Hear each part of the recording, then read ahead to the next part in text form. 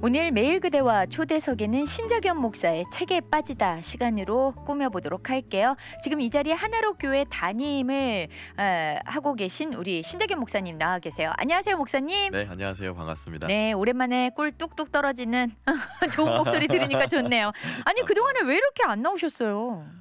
불러주시면 오고 안 부르시면 못 오는 게 제 운명 아닐까요? 아, 그런 건가? 제가 안 불렀나요? 그렇지 않을까요? 아유, 나쁘다, 송디. 네, 오늘도 오랜만에 요즘 저희 이 매일 그대화가 여러 가지 문화의 각 분야들을 조금씩 이렇게 건드려 보고 있어요. 미술 분야도 그러시군요. 보고, 네, 그러고 있는데. 저도 얼마 전에 그 미술 관련된 방송 들은 것 같아요. 그렇죠. 네. 그러다 보니까 되게 격이 좀 높아진 것 같은데 그 초석을 만들어 주신 건 우리 신자겸 목사님이 아닌가라는 생각이 들어요. 감사를 드립니다. 맞지 않으십니까? 네, 근데 매번 오실 때 이렇게 고전을 좀 다루면서 우리가 그동안에 좀 멀리하고 알고는 있지만 좀 거북해했던 것들을 많이 이렇게 건드려 주셨잖아요. 네. 그러면 오늘도 그 고전 중에 하나인가요? 참 고전이라는 말이 가지고 있는 게 그런 의미가 있는 것 같아요. 네. 너무 잘 알기 때문에 고전, 맞아요. 또 잘 모르기 때문에 고전이라고도 할 수 있겠는데 오늘은 그래서 조금 많은 분들이 아마 특별히 저는 이 작품을 고르면서 여고생들을 많이 좀 떠올렸더랬습니다. 그래요? 그럼 좀 설레는 내용인가요?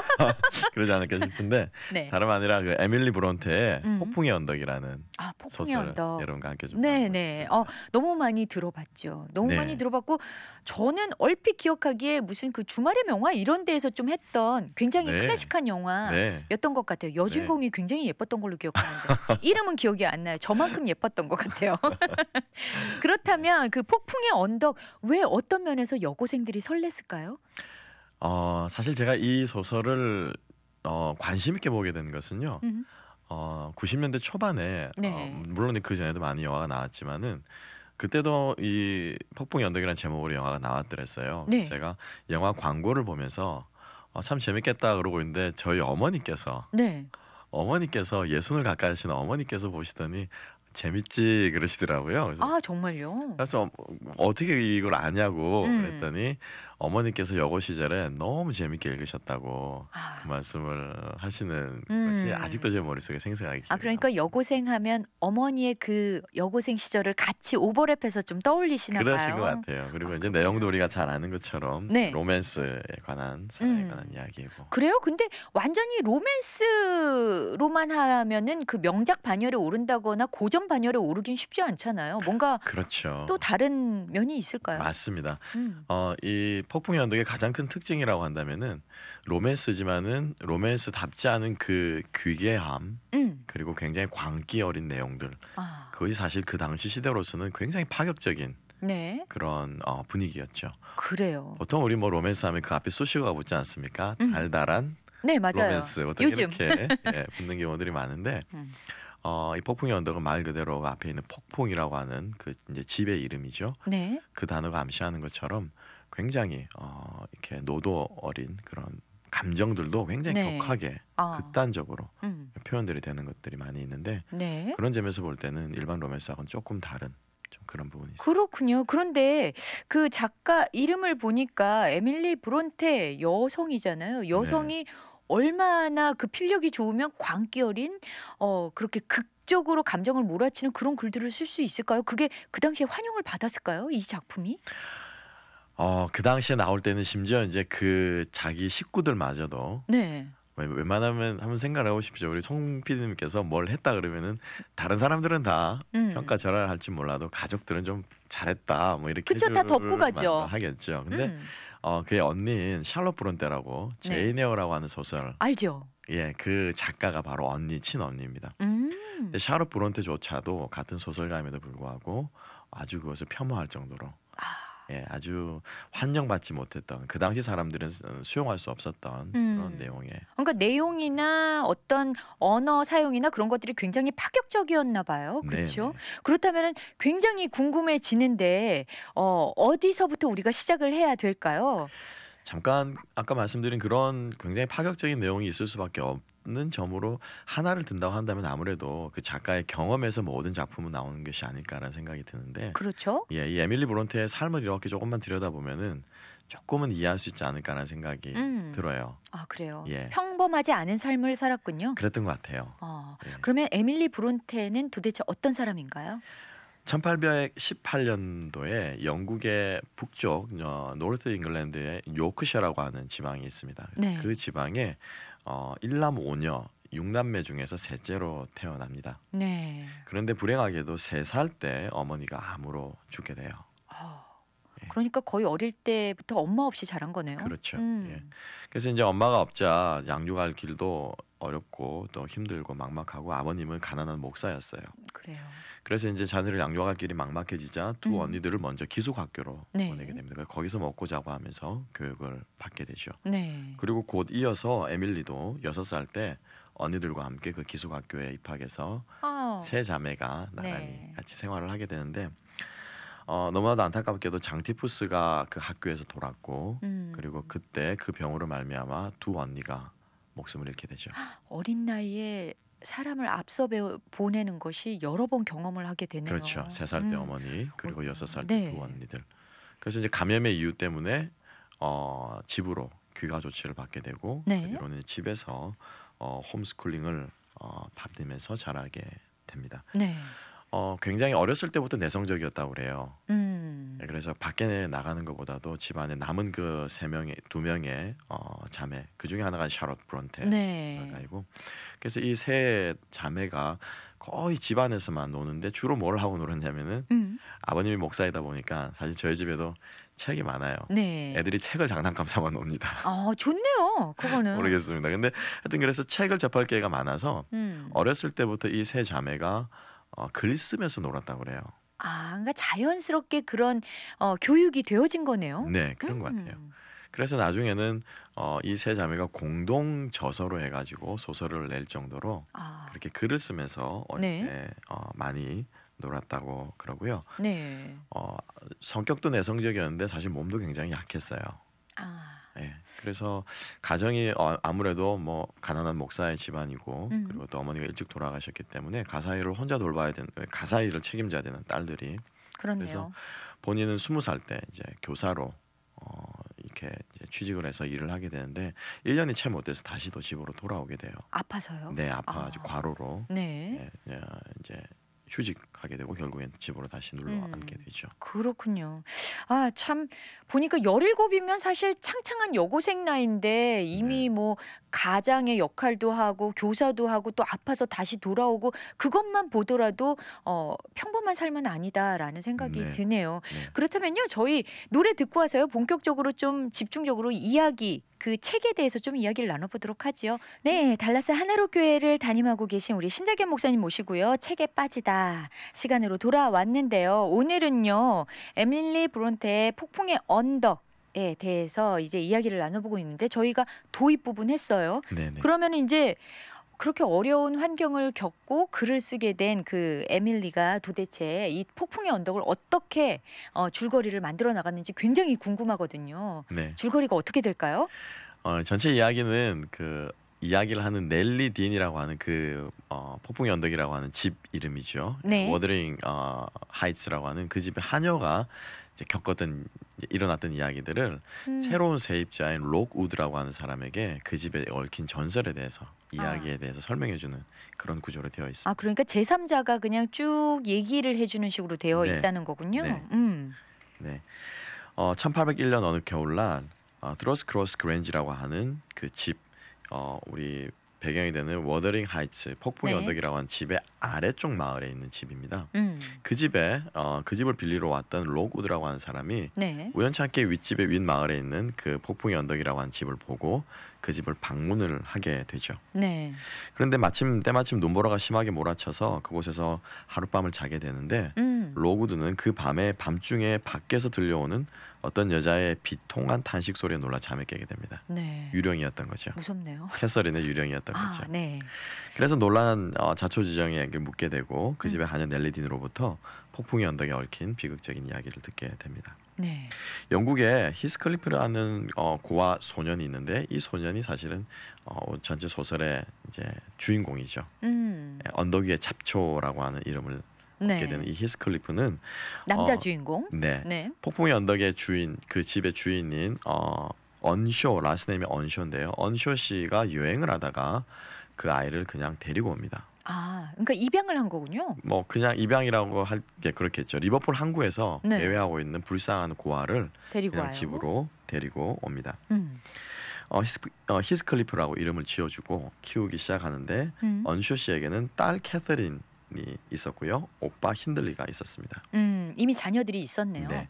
그런데 이 캐서린과 히스클리프가 어렸을 때부터 너무 친하게 이렇게 잘 지내고 있었고 오빠는 느닷없이 이상한 녀석이 하나 들어오니까 둘 사이를 질투하게 되는 것이죠. 그렇겠네요. 당연할 수 있는 상황인 것 같아요. 네. 그리고 나서 히스클리프가 오고 나서 2년이 못 되어서 캐서린의 엄마 즉 언쇼 씨의 아내는 병으로 세상을 떠나게 되고 힌들리는 그 탓을 히스클리프에게 돌리게 되죠. 이상한 녀석이 와서 우리 집에 이런 어려운 일이 생겼다라고 생각합니다. 그 후에 힌들리는 대학에 입학해서 기숙사로 들어가게 되고 그리고 캐서린의 아버지는 점점 몸이 약해져서 결국 건강을 회복하지 못하고 아들이 대학 3학년 되던 가을에 세상을 떠나게 됩니다. 재밌는 것은 아버지의 장례를 치르기 위해서 힌들리 즉 아들이 돌아왔는데 아내를 데리고 돌아온 거예요. 그럼 그 사이에 또 결혼을 한 거예요? 대학교 3학년에 아내를 데리고 돌아왔다. 빠르네요. 당시 빅토리아 시대 우리가 잘 그렇네요. 옛날이니까 상상할 수 없는 일이 벌어진 거죠. 그렇네요. 네. 아버지까지 죽게 되자 아들인 힌들리는 노골적으로 히스클리프를 증오하고 학대하기 시작하고요. 거기에 합세해서 결혼하여 데리고 온 힌들리 부인마저 히스클리프를 박해하고 결국에는 하인과 다름없는 생활로 전락하고 맙니다. 그러니까 그 집안에서 학대와 그런 것들이 노골적으로 이루어지는 모멸감과 학대와 이런 것들을 받게 되는데요. 세상에. 어린 나이에 이런 것들을 받게 되자 큰 충격이 컸음에도 불구하고 히스클리프는 항상 웃음을 잃지 않고 꿋꿋하게 살아갑니다. 그 이유는 바로 캐서린 때문이죠. 사랑의 힘이군요. 네. 어린 나이에도 불구하고 캐서린은 히스클리프를 좋아했고 그리고 힌들리가 학교를 못 다니게 했어요. 히스클리프를. 학교 다니니까 맞아. 그것도 미우니까. 끊어버렸습니다. 근데 캐서린이 학교에서 배운 것을 집에 와서 히스클리프에게 가르쳐주고 또 일하는 것도 도와주고 그러면서 둘은 그렇게 우정과 사랑을 키워 나갔습니다. 그러던 어느 날이었어요. 집에서 떠들었다는 이유로 이 두 아이가 쫓겨나게 됩니다. 히스클리프와 캐서린이요? 타임아웃이라는 것쯤으로 될까요? 철없는 어린아이라서 타임아웃이 됨에도 불구하고 온 동네를 돌아다녔던 것 같아요. 그러다가 아랫마을에 있었던 그 서든크로스라고 하는 그 저택에 그 아이들은 들어가게 이렇게 몰래 숨어 들어갔겠죠. 장난삼아. 근데 거기에서 그 집 개에게 도둑으로 몰려서 캐서린이 물리게 돼요. 그래서요? 그래서 물린 캐서린을 그 집 주인은 치료해주기 위해서 며칠간 그 집에 묵게 되는데 그 집은 바로 린튼 씨의 집이었는데요. 그 린튼 씨의 아들 에드거와 캐서린이 친해지게 됩니다. 또 다른 제3자가 또 등장을 하네요. 뭔가 안 좋은 분위기인데요? 그 이후로 히스클리프의 마음은 좌절하게 되고 그리고 상처를 입게 되죠. 그렇네요. 그러다가 힌들리의 오빠 캐서린의 오빠인 힌들리의 부인마저 아이를 낳다가 일주일 만에 죽게 되고 힌들리는 더욱더 난폭하게 히스클리프를 몰아붙이게 됩니다. 근데 드디어 결정적인 이 상처가 되는 사건이 일어난 것이 바로 에드거와 친하게 지내기 시작한 캐서린은 드디어 둘 사이에서 고민을 하게 됩니다. 고민식이나 그만큼 이제 발전된 거군요. 그렇죠. 15살이 된 캐서린은 그 고장에서 가장 아름다운 아가씨로 사람들이 누구나 인정할 정도로 아름답게 자라났는데요. 드디어 에드거가 캐서린에게 청혼을 하게 됩니다. 둘 사이에서 망설이던 캐서린은 아주 히스클리프의 마음을 찢어놓는 말을 직접 한 것은 아니고 네. 그 하녀에게 넬리에게 이야기를 합니다. 내가 히스클리프와 결혼한다면은 내 신분이 떨어질 거야. 네. 라게 얘기를 하는 거죠. 그래서 나는 나와 격이 맞는 에드거와 결혼을 해야만 해. 그러니까 조건보다는 사랑보다는 조건을 택한 거군요. 네. 그런데 문제는 네. 그 뒤에 말이었어요. 뭘까요? 자기는 히스클리프 없이는 살 수 없다. 에드거가 나무라면, 그래서 꽃을 피우고 싹을 틔우는 나무라면은 히스클리프는 그 나무 깊은 곳에 박혀 있는 바위가드 같은 존재다. 라고 이야기를 하는데 네. 그 부분을 못 듣고 너무 격분한 나머지 히스클리프는 그 앞부분만 듣고 떠나버리는군요. 그 집을 떠나게 되죠. 세상에. 불행의 시작이 되는 것 같습니다. 네. 결혼 생활에서 에드거와 이 캐서린이 결혼을 하고 나서 이렇게 행복하게 살 3년 정도 지난 이후에 네. 아주 멋진 신사 한 명이 다시 그 마을을 찾아오게 됩니다. 바로 히스클리프였습니다. 난리가 났겠네요. 예, 그리고 히스클리프는 그때부터 처절한 복수를 꿈꾸게 됩니다. 계획을 하고요. 네. 우선 도박으로 힌들리를 파멸을 시키게 됩니다. 이미 부인도 잃고 마음까지 흔들렸던 힌들리는 도박에 손을 뻗고 있었고 그런 정신 못 차린 힌들리를 히스클리프는 도박으로 파멸시켜서 폭풍의 언덕에이라는 그 집을 빼앗게 됩니다. 네. 그리고 나서 히스클리프는 힌들리에게 그 아이 네. 사생 엄마가 죽었던 그 아이 헤어튼이라고 하는 아들을 마치 힌들리가 자기에게 박해했던 모멸감을 줬던 것과 똑같이 집을 빼앗기고 아버지는 술주정비가 되고 어머니는 죽은 그 헤어튼을 자기가 당한 만큼 그대로 돌려서 박해를 하게 이렇게 막 학대하고 그렇게 되는군요. 너무 슬프네요. 히스클리프의 복수는 거기서 그치지 않고요. 네. 에드거 린튼의 집안까지 넘보게 됩니다. 캐서린이 있는 그 집이요. 그래서 그 집안까지 파멸시키려는 계획을 세우게 되고 에드거의 여동생 이사벨라를 유혹해서 결혼을 하고 결혼한 다음 또 그녀를 학대하고 이렇게 해서 결국 도망가게끔 만듭니다. 네. 히스클리프를 사랑하는 그 충격에 그 옛 애인이 돌아오자 캐서린은 아이를 낳다가 결국 7달 만에 죽게 됩니다. 캐서린도요. 예. 네. 그래서 이제 캐서린은 딸을 낳고 죽는데요. 그 딸의 이름을 캐시라고 붙이는데 여기에서 이제 그 딸이 그 엄마를 너무나도 쏙 빼닮은 거죠.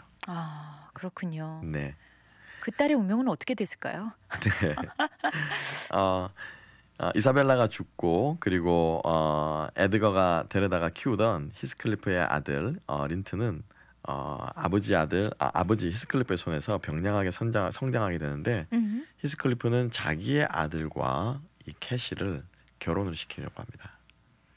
그래서 네. 그 린튼가의 저택마저도 자기가 빼앗으려고 그렇게 손을 뻗치게 되죠. 복수의 그 끝이 없네요. 네. 네. 근데 이 작품이 참 재밌다고 하는 게 그 복수가 광기 어린 복수가 이 히스클리프가 얼마나 좀 광적인 사람으로 묘사되는가 하면은 이제 캐서린이 7달 만에 아이를 낳다가 죽는데 그 죽은 캐서린을 너무 사랑한다 이거죠. 근데 네. 사랑하는데 어느 정도로 사랑하냐면은 그 관뚜껑을 열어서 시체를 끄집어내서 그 시체를 보면서 희죽희죽 웃으면서 사랑을 느낄 정도로 히스클리프의 마음은 그런 광기 어린 모습으로 등장하게 되는 것이죠. 결국엔 사랑 때문에 복수하는데 정신과 마음이 너무나 피폐해진 것 같은 마음이 들어서 굉장히 좀 소름이 끼치네요. 네.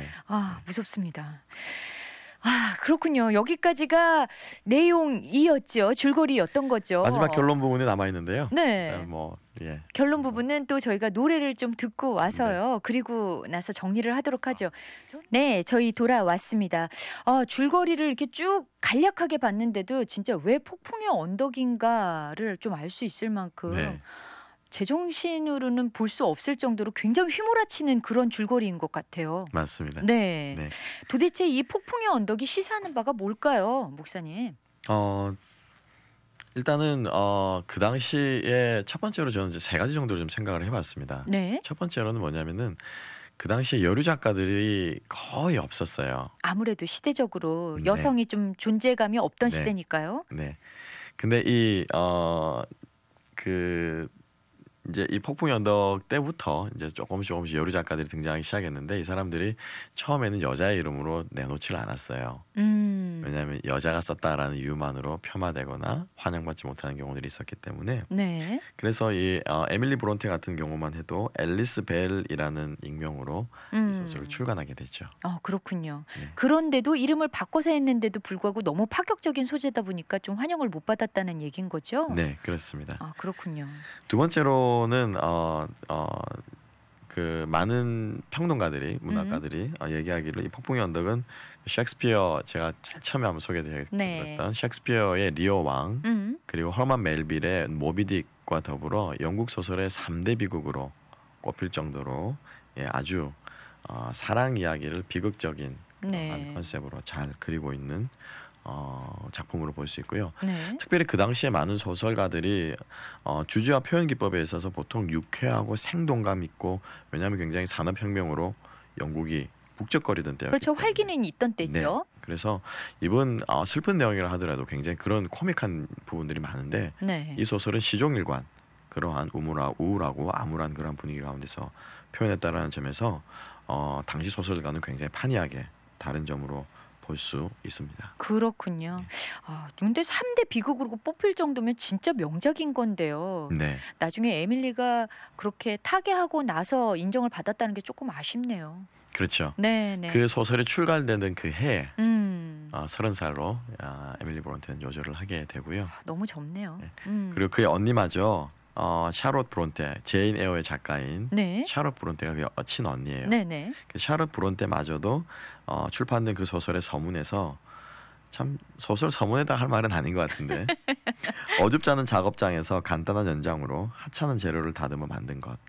이보다 더 심한 비하 발언이 있을까요? 그 정도인데 네. 빛을 보게 된 것은 버지니아 울프라고 여성 문학의 여류 문학의 작가의 태도라고 할 수 있죠. 네. 버지니아 울프가 그의 가치를 인정하면서부터 모든 평가들이 바뀌게 되고요. 네. 서머셋 모험은 영국의 10대 소설 중에 하나일 것이다. 왜 이 작품이 지금까지 빛을 보지 못하고 폄하되었는지 자기는 이해할 수 없다라고 평가함으로써 네. 후일에 1900년도 후반에 들어와서야 빛을 보게 된 것으로 볼 수 있습니다. 그렇군요. 하여튼간에 힘 있는 사람이 한번 또 힘을 실어주면 이렇게 또 바뀔 수도 있는 거군요. 네. 인생사 참 재밌습니다. 그렇네요. 이렇게 또 쭉 돌아보니까 그때 당시 1800년대나 지금이나 항상 느끼는 거지만 비단 이렇게 크게 다르지 않다. 사람 사는 것이. 그렇습니다. 그런 생각이 드네요. 네. 옛날을 알아야만 또 우리가 미래를 또 준비할 수 있는 거니까요. 그런 면에서 우리 목사님께서 매번 이렇게 고전을 잘 만들어 주시고 또 이렇게 얘기를 전해 주시니까 그런 어떤 통찰력들이 좀 생기는 것 같아서 기분이 좋습니다. 네, 감사합니다. 네, 끝인사 드리시죠. 네.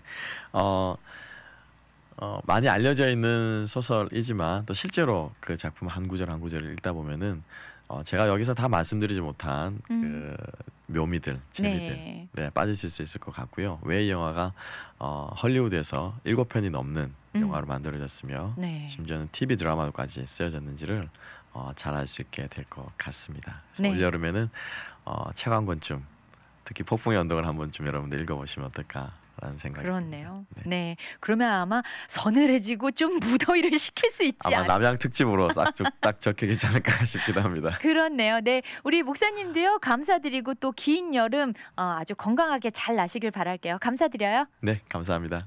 네, 지금까지 하나로 교회를 담임하고 계신 신재겸 목사님과 함께한 시간이었습니다. 저는